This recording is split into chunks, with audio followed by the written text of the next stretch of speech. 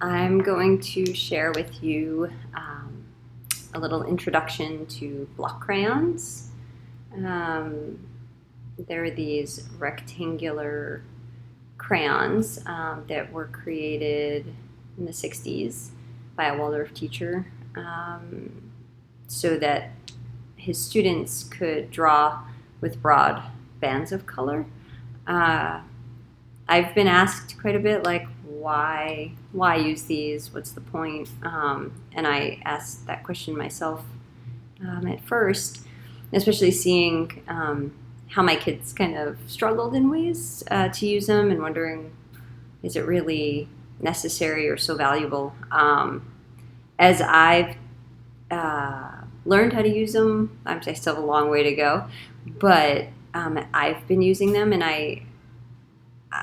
in using them, have been able to see what I think the value is, and the kind of art form that you can do with them that's different from the way you would with crayons or pencils, colored pencils. Yes, it gives the broad bands, but it also, there's ways to have shadow effect and shading, and I'll show some pictures with block crayons that I think will demonstrate. Also, the blending with these beeswax crayons, colors blend together really well, that you can actually use these primaries and have really rich colors and blend them to create the secondary colors. So the block crayons, you'll see that they have a long edge here, which in some schools, Waldorf schools, they'll call this Papa Bear. And then there's the medium edge, and that could be called Mama Bear. And the short one, in some schools, they will call Baby Bear. So you have the long, the medium, and the short. And when you use block crayons, that's the part of the crayon that you use. You don't use the flat part. You try to avoid using these corners. Your kids will want to use them. I would just keep showing them that and that's another thing. So with the block crayons, if your kids, in general, and I think this is my understanding with Waldorf schools, and this is how I'm trying to do it in my home, is that if the kids are, under 6, I'm not, I might show my 4-year-old how I use it and how I think he should use it, but I don't necessarily make him, use it the right way. And I just want him to explore it. I want him to enjoy it. I want him to want to use it. And with my older girls, they're 9 now, I do show them, that this is how we use it, how to hold it to get the best effect, and point out when I see them using those corners, gently, and just say, like, you're gonna run, move down the corner, you're gonna wear down the corners, and I do let them, after they've done a block crayon drawing. My girls are very attentive to detail too. Then they can use colored pencils and add detail, and I think that helps them not try to do it with the block crayons, knowing we could do it after if you really want to. So yeah, how to hold them. I'm going to put the camera down so y'all can see my page, and hopefully this will work. So there's kind of 2 ways to hold it. One is with your finger here, and another way would be to have the thumb be the strong point. Either way, depending on if you want to put a lot of pressure, if you're doing a band, and if you're doing it more gently, so this would be a band of color. That's one way to use the block crayon. That was with the medium or Mama Bear. This would be, of course, the Papa Bear. And you'll find that if you put it with your thumb, you can get more force in it. Right, even with the Baby Bear. you know, if you do it like that versus if you're holding it lightly on the sides.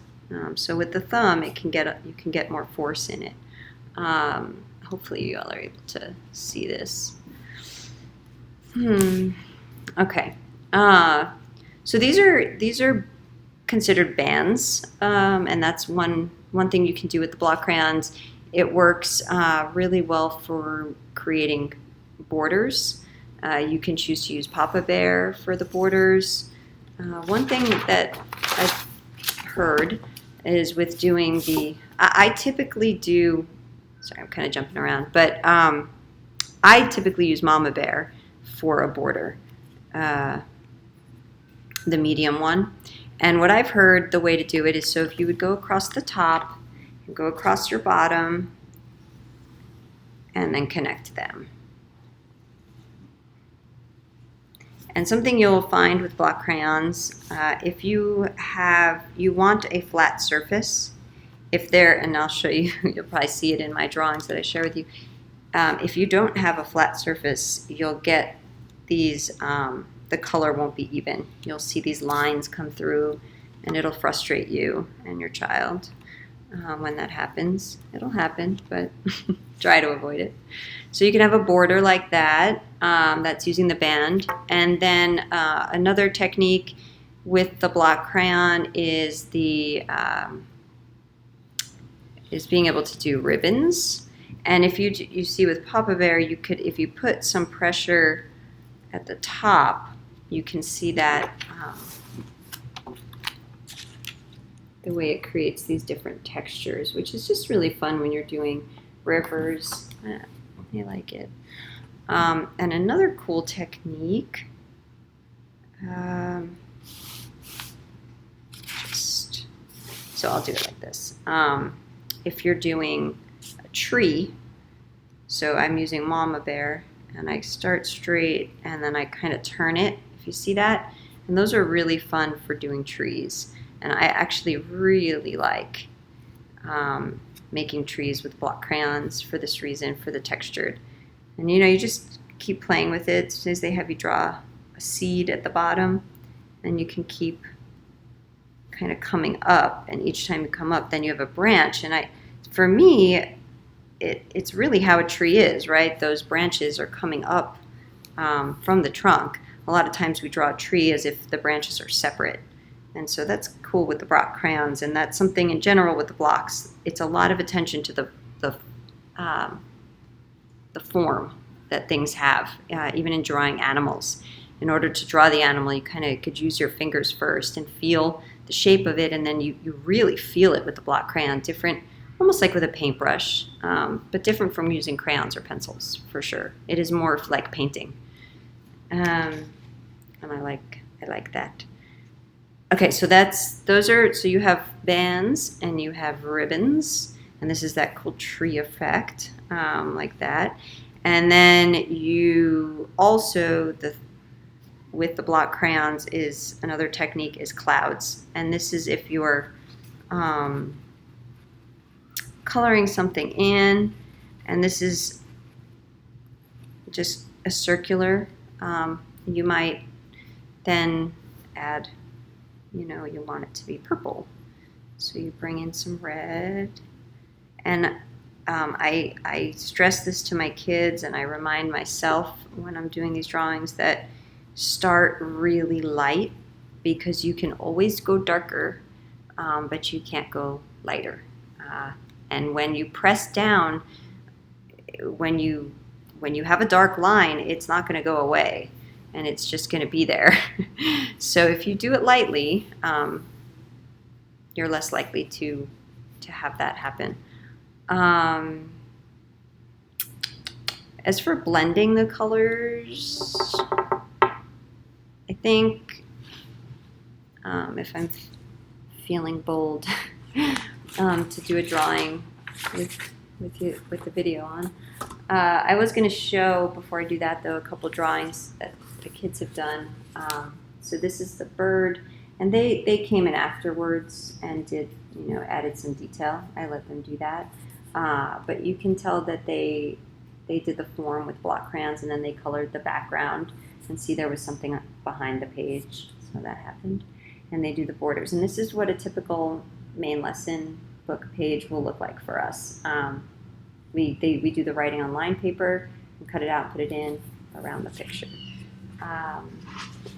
Here's another one my other daughter did when we read the story Baal Shem Tov, and see the trees that she did were with the block crayon, those pine trees. And then I was going to show my drawing with it. I'm not a natural artist, but I really enjoy it and I appreciate it.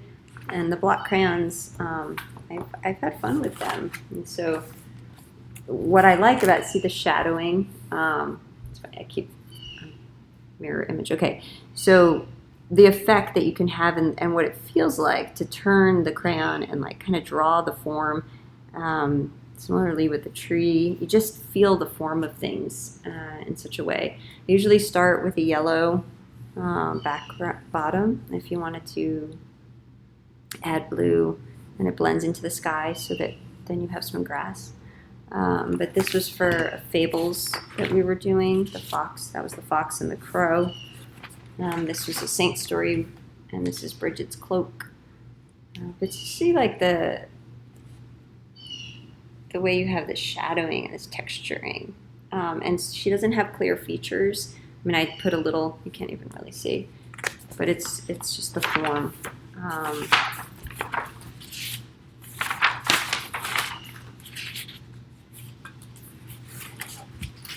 It's a whale.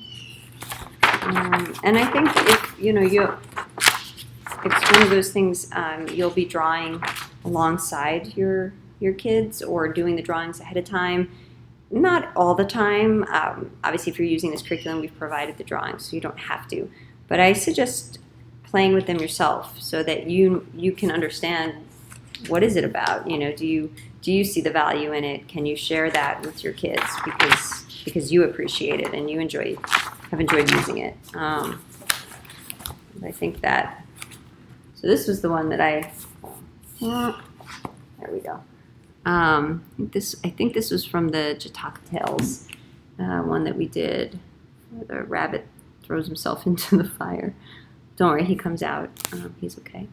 But yeah, I was pretty proud of this one because it looks like a rabbit jumping, and that's something that I feel like I was able to do with block crayons and enjoy doing.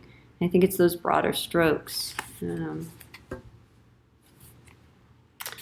Okay, so that's some block crayon examples. I got to show you my rabbit. Well, that looks like a rabbit. Okay, so I'm gonna try. Maybe I'll. Yeah. Okay. I'm gonna put it down. So what I'm going to do is draw a rainbow. And I suggest if you want to play with block crayons that you practice doing the bands and using the long edge, the medium, and the little one. And just get a feel for it. Do the ribbons. Try doing those tree forms. And the cloud and blending different colors. If you start with yellow and then add red, see what that effect is, which one's more prominent versus if you start with red and then shade some yellow over it. You'll notice, I think the one you start with is the one that is more prominent, but play with it and see what that's like. And then I would suggest trying to do this activity with the making a rainbow. And you'll see it's a good practice in doing the bands, but also blending. See, I'm doing my borders, and